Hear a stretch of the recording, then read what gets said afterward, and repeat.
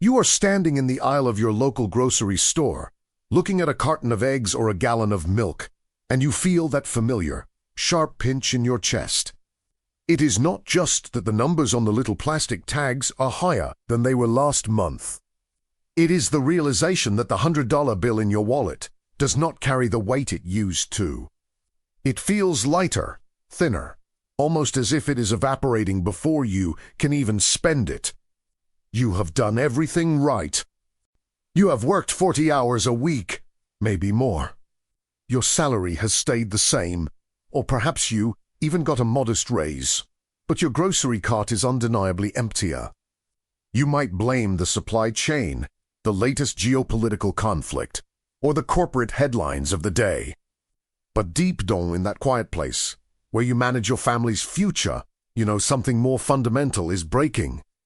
This is not a modern anomaly or a temporary glitch in the system. It is a pattern that has played out time and time again, destroying the greatest empires in human history, starting with a single silver coin in ancient Rome.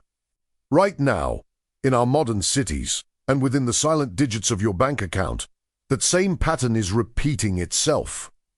Once you see the mechanism behind this decline, you will never look at a dollar bill the same way again. Before we go deeper into how this machine works, I want to hear from your perspective. Do you remember what $20 could buy you 10 years ago compared to today? Tell me your city and the current price of a gallon of milk in the comments below. It helps us track the real-world impact that the official statistics often miss.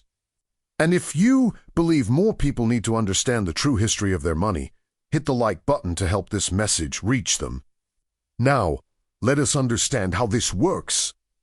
Think about the sound of a gas pump clicking off at $60 or $70 for a tank that used to cost $30. It is a sound we have heard thousands of times, but lately it carries a different weight. We see the same scene across the country, a middle-aged couple sitting at their kitchen table, looking at their utility bill with a mix of confusion and genuine frustration. They are not irresponsible people. They are not gamblers. They are the backbone of the economy, yet they feel like they are drowning in shallow water. This is not a sudden, violent crash, at least not yet. It is what we in the industry call death by 1,000 cuts. It is the slow, agonizing erosion of your purchasing power. Why does the most powerful currency in the world, the global reserve, feel like it is slipping through our fingers? To answer that, we have to look past the paper and the ink and understand what money actually is. Money is often described in complex terms by people who want to keep you confused. But at its core, money is simply a battery for human labor. Think about it. You have a finite amount of time on this earth. You trade that time, your energy, your intellect, your physical sweat for currency. For the social contract to hold, that currency must act as a reliable storage device. It must hold that energy so you can use it later. When you work an hour today, you expect that the battery you received in return will be able to buy an hour's worth of someone else's labor 5 or 10 years from now. When the battery leaks, your life's work leaks with it. This is the breakdown of the store of value function. When money fails to store the value of your past work, it forces you to work harder just to stay in the same place. It is a treadmill that keeps accelerating, and eventually the runner simply cannot keep up. To see where we are headed, we have to go back 2,000 years to the streets of Rome. In the early days of the empire, the backbone of their economy was a silver coin called the denarius. Under the reign of Augustus, it was nearly pure, about 95% silver. It was recognized from the borders of Britain to the edges of the Middle East. It was sound money. It represented a specific, honest amount of labor and value. But as the empire grew, so did its appetites. The government became massive. The military required more pay. The bureaucracy expanded. And the Roman leaders wanted to fund grand spectacles and public works that they could not actually afford through taxes alone. They reached a point that every over-leveraged government eventually reaches. They ran out of other people's money. Instead of cutting spending or telling the public the truth, the emperors chose a more deceptive path. They began a process we now call debasement. It started subtly. An emperor would take 1,000 pure silver coins, melt them down and mix in a small amount of copper. Now, instead of 1,000 coins, he had 1,100. They looked the same. They felt roughly the same. To the average merchant in the forum, the coin still bore the emperor's face and the promise of the state. But the battery had been compromised. By the time of Marcus Aurelius, the silver content had dropped to 75%. By the time of Gallienus, it was barely 5% silver. It was just a copper coin washed in a thin layer of silver that would rub off after a few weeks in a soldier's pocket. The emperors thought they had discovered a way to create wealth out of thin air, but they had only created an illusion. The people were not fools. As the silver content vanished, merchants began to raise their prices to compensate for the lower value of the coins. Trade began to collapse because no one wanted to hold on to bad money. The Roman middle class, the farmers, the artisans, the small business owners saw their life savings evaporate. They had worked their whole lives for silver, only to be left with worthless copper. This was not just a financial crisis. It was a moral one. The government had broken its promise. It had cheated its own citizens. Imagine being a Roman legionary stationed on the Rhine. You have spent 20 years defending the borders. You were promised a pension in silver that would allow you to buy a small farm and retire in peace. But when the time comes to collect, the coins you receive buy only a fraction of what they did when you enlisted. You realize the empire you bled for has stolen your future without firing a single arrow. This realization creates a profound shift in society. People stop thinking about the long term. They stop investing in the future because the future is no longer secure. They start living for the moment, spending whatever they have as quickly as possible before it loses even more value. This is the death of delayed gratification, which is the very thing that builds civilizations in the first place. In our modern era, we do not use copper and silver in the same way. We use ones and zeros on a screen, but the logic remains identical. We are told that a little bit of inflation is good, that it is a sign of a healthy economy. But for the person trying to save for retirement or the family trying to buy their first home, that healthy inflation is simply a slow-motion confiscation of their labor. We are living through the modern version of the silver wash, where the face of the currency remains the same. But the substance inside is being siphoned away to pay for debts that can never truly be settled. What the Roman emperors did with melting pots and copper, modern central banks do with keystrokes and balance sheets. The scale is larger, and the speed is faster, but the result is the same. When the supply of money is increased to cover the costs of a government that cannot live within its means, the value of every existing dollar is diluted. You feel this in the grocery store because the store owner has to pay more for the goods. The trucker has to pay more for the fuel, and the farmer has to pay more for the seed. By the time the dollar reaches your hand, its energy has already been drained. But what seemed like a temporary spike in Roman prices was actually the beginning of the end. The Roman people initially thought the rising prices were a result of greedy merchants or poor harvests. They looked for scapegoats in the markets. They didn't realize that the call was coming from inside the house, that the very people who were supposed to protect the economy were the ones destroying it from the forge. This is the most dangerous part of the cycle. When the decline is quiet, people blame each other. They blame their neighbors. They blame different political parties, and they blame external enemies. They do everything except look at the money itself. And that is where the pattern repeated itself, not just once, but in every major civilization that tried to print its way out of trouble. At this point in our journey, we have seen how the ancient world fell into this trap. We have seen how the promise of a silver coin turned into the lie of a copper one. But to truly understand why your wallet feels so light today, we have to look at how this pattern accelerated when it moved from the ancient world into the modern age of paper and digital credit. The Roman decline took centuries, but in the modern world, things move much faster. What happened next changed the face of the world forever, and it provides the clearest warning for exactly where we are standing today. Once the trust is broken, the speed of the decline changes from a slow crawl to a frantic sprint. The transition from a stable society to one in terminal decline is rarely a sudden explosion. It is more like a leak in a dam that everyone chooses to ignore until the wall simply isn't there anymore. To understand why your reality feels so distorted today, we have to look at the 4 specific phases that every failing currency follows. This is the universal cycle of monetary collapse, a pattern that has repeated across continents and centuries with haunting precision. We are currently navigating these phases, and once you recognize which one we are in, the headlines on the evening news will suddenly start to make a terrifying kind of sense. The first phase is what I call the period of silent discomfort. This is the stage where the decline is so subtle that it can be explained away by experts and politicians. You notice that the price of eggs has gone up by 50 cents, or that your favorite restaurant has quietly removed a side dish from the menu while keeping the price the same. At this stage, the public still has total faith in the system. When prices rise, people don't blame the money. They blame the weather, a strike at a shipping port, or a distant war.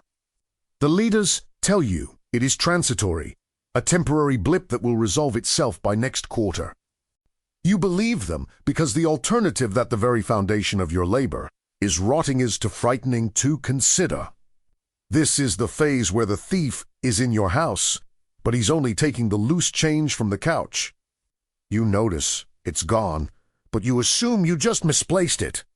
But then, the situation worsens as we enter the second phase, the normalization of erosion. This is where we find ourselves today. In this stage, inflation is no longer a guest. It is a permanent resident. You stop waiting for prices to go back down because you realize, deep down, they never will. Your behavior begins to change.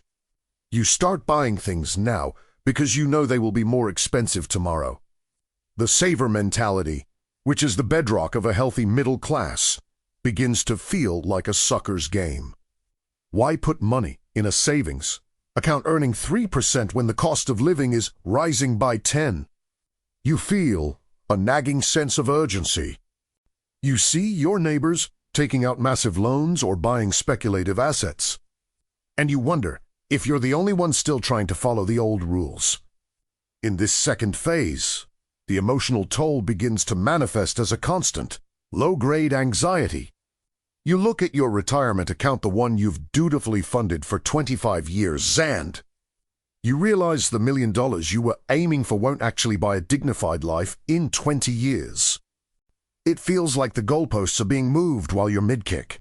You start to feel a sense of betrayal. You did what you were told.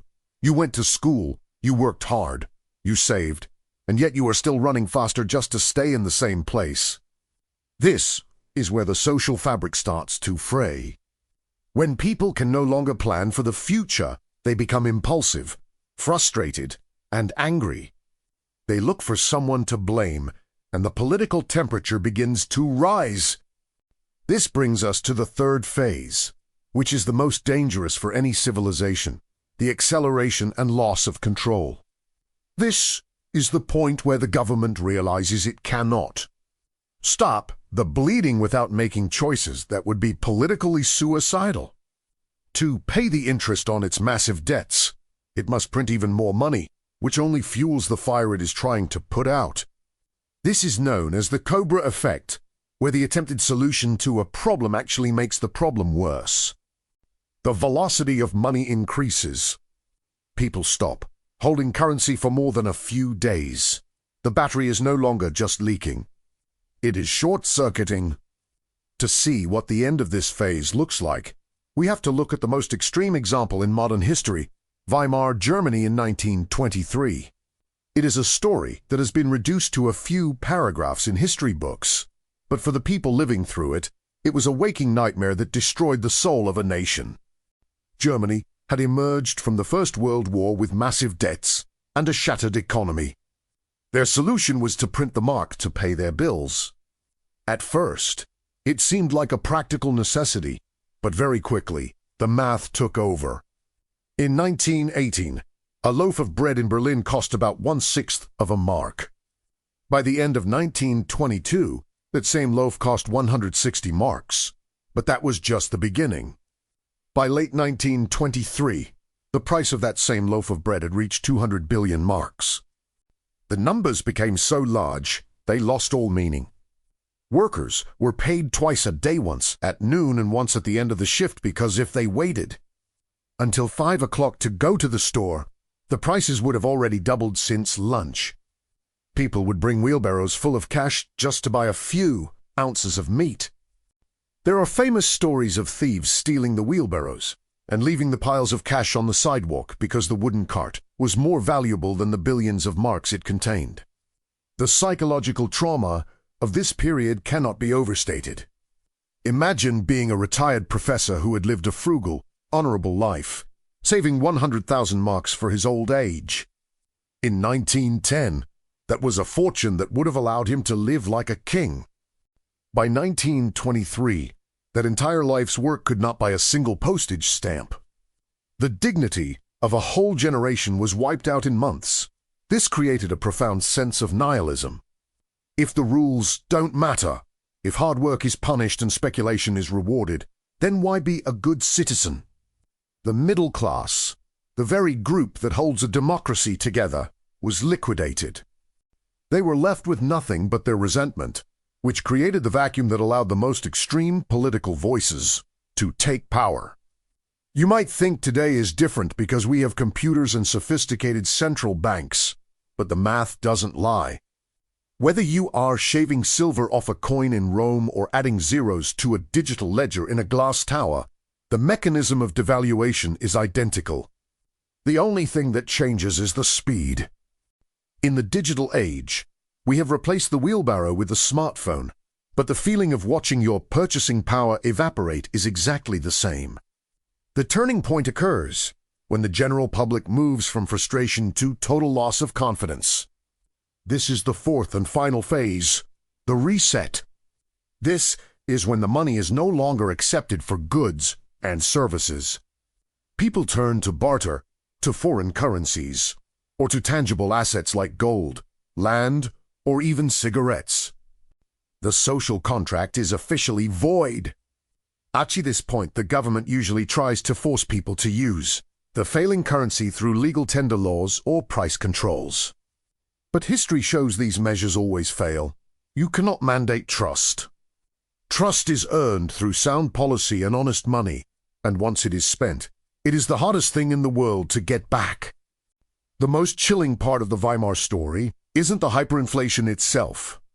It's the fact that just a few years before the collapse, Germany was one of the most advanced, cultured, and scientifically sophisticated nations on Earth. They believed they were too modern for such a primitive disaster. They thought their institutions were too strong to fail. They ignored the signs because they didn't think the pattern applied to them. But the laws of economics are as indifferent as the laws of physics. If you increase the supply of a currency infinitely, its value will eventually reach zero. Once you see the gears turning, the signs become impossible to ignore. You start to see the echoes of the third phase in our current economy. You see the massive increase in the global money supply, the skyrocketing national debts, and the desperate attempts by central banks to manage expectations. You see the rise of shrinkflation, where the box gets smaller but the price stays the same. A modern way of shaving the silver off the coin. These are not isolated events. They are the symptoms of a system that is trying to outrun its own shadow. And here is the detail that most people miss. The transition from the second phase to the third is often the longest. But the transition from the third to the fourth is the fastest. It is what mathematicians call an exponential curve. It looks flat for a long time, and then it turns into a vertical wall. Most people spend their lives assuming the future will look like a slightly more expensive version of the past. They don't realize that they are standing on a slope that is getting steeper by the day. We are living through a period of profound historical significance. Yet most people are focused on the day-to-day fluctuations of the stock market or the latest political scandal. They are missing the forest for the trees. The real story isn't who wins the next election. The real story is what is happening to the medium of exchange that we all rely on to survive. To understand what comes next, we have to look at the modern illusions of control that digital printing presses and the debt spirals that have brought us to the edge of the cliff. We have to look at the silent transfer of wealth that is happening right under our noses, and who is actually paying the bill for this global experiment. The pattern is clear, the warnings are loud, and the time for ignoring them is rapidly running out. We have looked back at the ruins of Rome and the wheelbarrows of the Weimar Republic.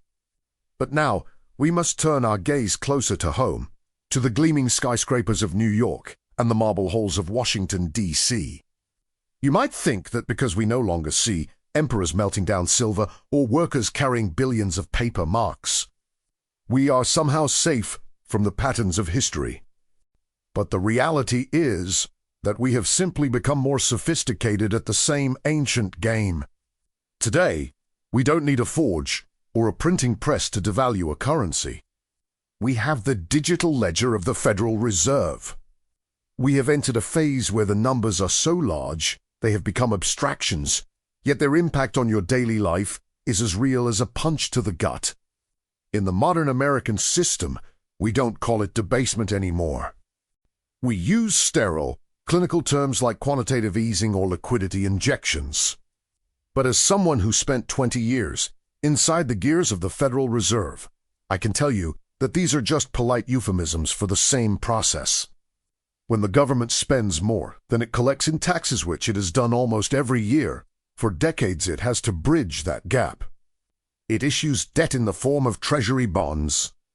But when the rest of the world stops wanting to buy that debt, or when the interest rates needed to attract buyers become too high for the government to afford, the central bank steps in.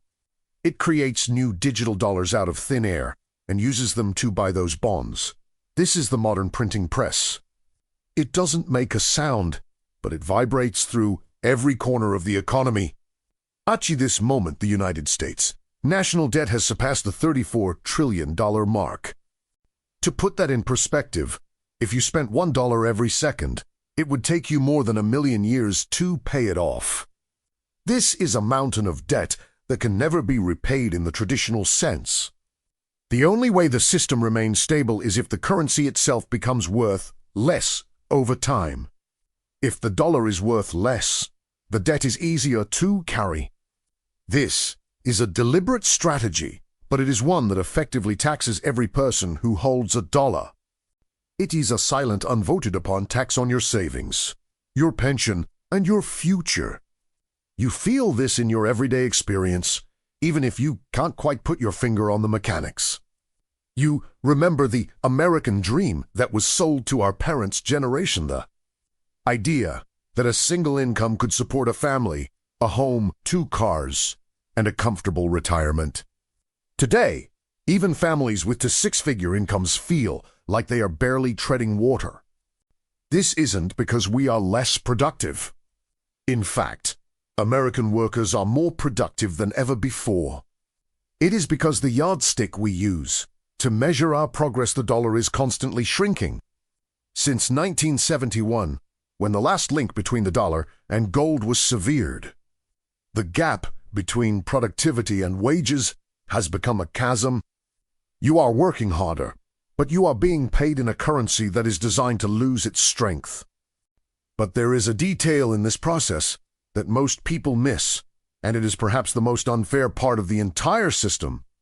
It is called the Cantillon effect, named after an 18th century economist who realized that money is not neutral. When new money is created, It doesn't appear in everyone's bank account at the same time. It enters the system through specific points, usually the big banks, the primary dealers, and the government contractors. These institutions get to spend the new money first, before it has had a chance to circulate and drive up prices. They get the full purchasing power of those new dollars. By the time those dollars trickle down to the plumber in Ohio, the teacher in Florida, or the retiree on a fixed income, the prices of assets and goods have already jumped. The banks have already used that cheap credit to buy up real estate, stocks, and commodities. This is why, during periods of massive money printing, we see the stock market and luxury real estate prices hitting record highs, even as the average person struggles to pay for groceries. It is a silent transfer of wealth from the bottom and the middle to the very top. It is not an accident of the market. It is a feature of the monetary design. Imagine a game of musical chairs, where the person running the music is also adding new chairs, but only for his friends in the front row.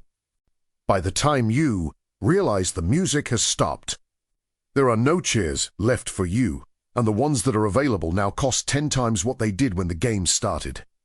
This creates a profound sense of social injustice. You look around and see a billionaire class that seems to get wealthier regardless of the economic climate, while you are calculating whether you can afford to fill up your gas tank and buy meat in the same week. This leads to a breakdown in social cohesion. When the money is broken, the truth is broken, and eventually, the culture itself begins to fracture. The situation is worsening because we have reached the point where the interest on the national debt is now costing more than we spend on our entire national defense budget. This is the gravity well of debt. To pay the interest, we must borrow more. Borrow more, we must print more. It is a spiral that has only one logical conclusion. And as we move deeper into this cycle, the emotional toll on the average American is deepening. There is a quiet desperation in the suburbs. People who did everything right. They got the degree. They worked the corporate job. They paid their taxes realizing that the finish line is being moved further away every year. I've sat in the rooms where these decisions are made. I've seen the charts that never make it to the evening news. The people in charge aren't necessarily evil, but they are trapped by the math. They are terrified of a sudden collapse, so they choose the path of slow, controlled devaluation. They hope they can manage the decline, but history shows that once the debt reaches these levels, the control is an illusion. We are currently in what I described as the third phase, the acceleration. The signs are everywhere if you know where to look. We see shrinkflation in every aisle of the supermarket cereal boxes that are narrower, candy bars that are shorter, and cleaning supplies that are more diluted, all for the same or higher price. This is the market's way of trying to hide the fact that the dollar has failed. But a major turning point is approaching, and it isn't just happening within our borders. For the last 80 years, the US dollar has been the undisputed king of the global economy. Because every country needed dollars to buy oil and trade with each other, we were able to export our inflation to the rest of the world. We could print money, and the rest of the world would soak it up. This was what the French famously called the exorbitant privilege, but that privilege is now being challenged. We are in Brazil, Russia, India, China, and South Africa who are actively seeking alternatives to the dollar. They have watched the US weaponize the dollar through sanctions and are realizing that depending on a currency that is being devalued by a foreign power is a strategic liability. When the rest of the world no longer wants to hold our debt, the exorbitant privilege ends. The inflation that we used to export will come rushing back home, like a tide returning with a vengeance. The numbers were growing, but the value was dying. This is the realization that is starting to dawn on the American public. You see it in the rising interest in alternative assets, from gold and silver to land and digital currencies. These are not just speculative bets, they are lifeboats. They are people trying to find a way to store the energy of their labor in something that cannot be diluted by a keystroke in a central bank. If this sounds familiar, it is because it is the exact same moment the trap was set for the Romans and the Germans. They also thought they could manage the decline. They also thought their status as a superpower would protect them from the basic laws of arithmetic. But the rules of the game changed overnight when the rest of the world lost faith in their promises. We are approaching that same threshold. The signs are no longer subtle.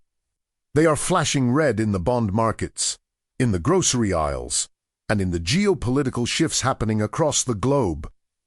To understand what comes next, we have to look at the final piece of the puzzle. We have to look at how a society finally reacts when the illusion of temporary inflation is shattered. We have to look at the practical steps that individuals can take to protect themselves before the quiet decline becomes a loud collapse. The most important asset you have isn't in your bank account, it's your ability to see the truth in a system built on illusions. The pattern is clear, and the final phase of this cycle is the one that redraws the map of the world. We are standing at the threshold of the final phase, that precarious moment where the quiet decline of a currency begins to make a very loud noise. History teaches us that the transition from a slow erosion to a full-scale reset is rarely a straight line. It is an accelerating curve. For years, the system can absorb the pressure of debt and devaluation, hiding the damage behind complex financial instruments and optimistic headlines. But there always comes a point where the weight of the debt becomes greater than the strength of the foundation. We have seen this weight manifest in the $34 trillion of American debt, a number so large it has moved beyond the realm of traditional economics and into the territory of mathematics that no longer adds up. When the cost of simply paying the interest on that debt surpasses the cost of defending the nation, the illusion of control begins to shatter. The peak of this pattern is marked by a sudden collective realization. It is the moment when the average person, the one who doesn't follow the bond markets or the Federal Reserve's balance sheets, looks at the price of a loaf of bread or a gallon of gas and finally understands that the price isn't just high, but that the money itself is fundamentally failing. This is the point of no return. In Rome, it happened when the merchants in the outer provinces refused to accept the silver-washed copper coins because they knew they were holding a lie. In Weimar Germany, it happened when the printing presses could no longer keep up with the speed of the rising prices. In our modern world, it will happen when the global community decides that the dollar is no longer a safe haven for their labor and their wealth. This is the moment the exorbitant privilege we have enjoyed for 80 years finally evaporates. For decades, the United States has been able to export its inflation, sending dollars abroad in exchange for real goods like electronics, cars, and oil. But as nations like the BRICS bloc seek alternatives, those dollars will start to flow back home. Imagine a bathtub that has been filling for 50 years. For a long time, the water stayed at a manageable level because there was a drain to the rest of the world. Now, imagine that drain is being plugged. The water begins to rise, and it rises fast. The inflation that we sent away is returning to our shores, and the central bank finds itself in a trap of its own making. If they raise interest rates to fight the inflation, they crash the debt-burdened economy and make the government's interest payments impossible to meet. If they lower rates to save the economy, they pour gasoline on the fire of inflation. There is no middle ground left. As the tension reaches its maximum, the social fabric begins to show its deepest tears. We have already felt the beginning of this: the rising anger, the political polarization, the sense that the game is rigged. These are not just cultural disagreements. They are the natural psychological reactions to a monetary system that is siphoning away the middle class's life force. When the money is broken, the social contract is voided. People stop trusting the institutions that told them their savings were safe, that their pensions were secure, and that a little inflation was good for them. This loss of trust is the most dangerous consequence of all. Because once a society loses faith in its medium of exchange, it loses the ability to cooperate and plan for the future. The fall, when it comes, is characterized by a return to reality. The reset is not the end of the world, but it is the end of an era of illusions. It is the moment where the market demands that value be tied to something real again. We see this shift in the way people are already beginning to behave.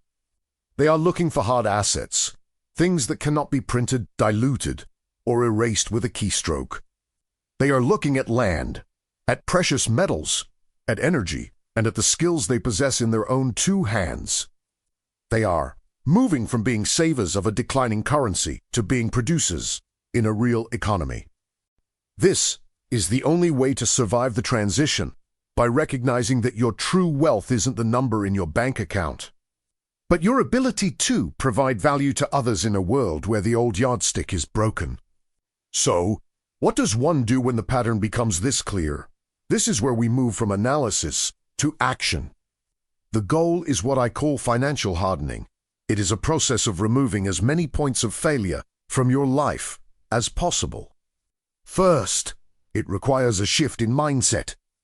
You must stop thinking of the dollar as a store of value and start seeing it for what it has become, a medium of exchange to be moved through quickly. Don't keep your life savings in a leaky battery. Diversify into things that have intrinsic value. Whether it is owning land, stocking up on essential goods, or investing in your own education and skills, the objective is to hold assets that the government cannot print more of. Second, you must look at your debt. In a period of high inflation, debt can sometimes be a tool, but only if the debt is at a fixed, low interest rate and is used to purchase a productive asset. Variable rate debt or high interest consumer debt is a trap that will snap shut as the system becomes more volatile. The more self-sufficient you can become, the less you will be at the mercy of the silent thief in your wallet. Build a local network. Know your neighbors. Understand who in your community can fix a tractor, who can grow food, and who can provide medical care. When the global system of credit-based trust fails, the local system of human-based trust becomes the most valuable currency on Earth. We must also be honest about who pays the final bill. As we have seen with the Cantillon effect, those closest to the money printer will be the last to feel the pain, while those on fixed incomes and those who have followed the old rules of save and wait will be the first to suffer. But there is a silver lining in this historical pattern. Every reset in history has eventually led to a period of renewal. When the bad debt is cleared, when the illusions are stripped away, and when money is forced to be honest again, society can begin to build on a solid foundation. The pain of the transition is the price of returning to reality. Those who recognize the pattern early are not just survivors. They are the architects of what comes next. As we bring this narrative to a close, remember that the story of money is ultimately the story of trust. We give our lives, our time, and our labor to a system because we trust that the contract will be honored. When the government breaks that contract by devaluing the currency, they are not just changing a number, they are breaking a promise. They are stealing the time of the past to pay for the mistakes of the present. History shows that no empire, no matter how powerful its military or how sophisticated its technology, can survive the total destruction of its currency. Rome didn't fall because it lacked soldiers.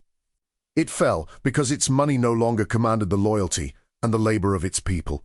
The pattern we have ignored is now impossible to miss. It is written in the price of your groceries, in the interest on the national debt, and in the shifting alliances of the world's superpowers. But understanding this pattern gives you a power that most people lack, the power of foresight. You no longer have to be a victim of a process you don't understand. You can see the gears turning. You can hear the whistle of the wind before the storm. The decline of money is a symptom of a deeper decline in integrity, but for the individual who stays awake, it is also an opportunity to reclaim their sovereignty. Do not wait for the loud phase to begin.